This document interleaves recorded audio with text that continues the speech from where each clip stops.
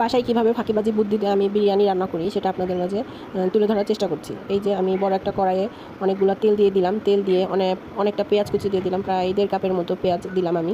পেঁয়াজটা তাড়াতাড়ি ভাজার জন্য কিছুটা লবণ দিয়ে দিলাম, কিছুটা না অনেকটাই লবণ দিয়ে দিছি এখানে একবারে রান্নার জন্য, মাংসের জন্য আর কি যেটুকু লবণ লাগবে সবটুকু লবণই দিলাম। দিয়ে যে বেরেস্তাটা ভেজে নিচ্ছি এখন।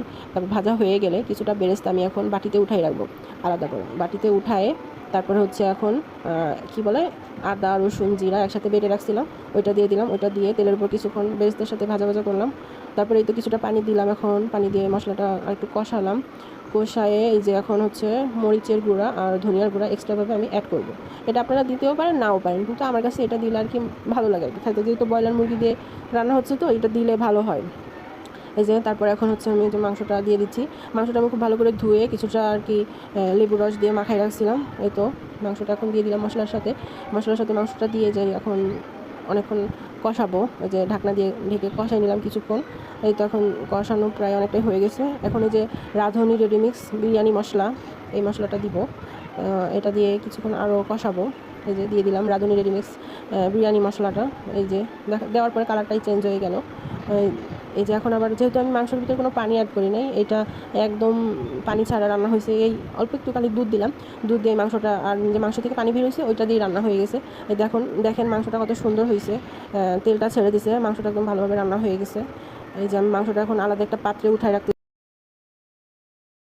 এই যে আমি এখন মাংস থেকে তেল ছেড়ে দিয়েছে, এখন মাংসটা আলাদা করে উঠাই নেব মশলা সহ।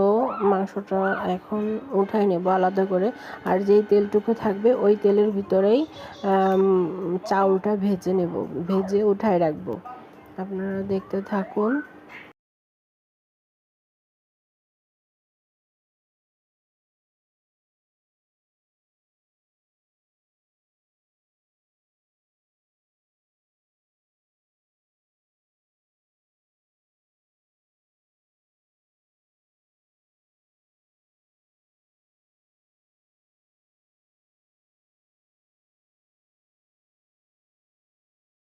এই যে মাংসটা আলাদা পাত্রে উঠায় রাখার পর আসলে যেই তেলটা কড়াইতে আছে, তেল বা যেটুকু মশলা আর কি কড়াইতে আছে, ওই তেল মশলার ভিতরে আসলে যে পোলার চালটা দিয়ে দিলাম।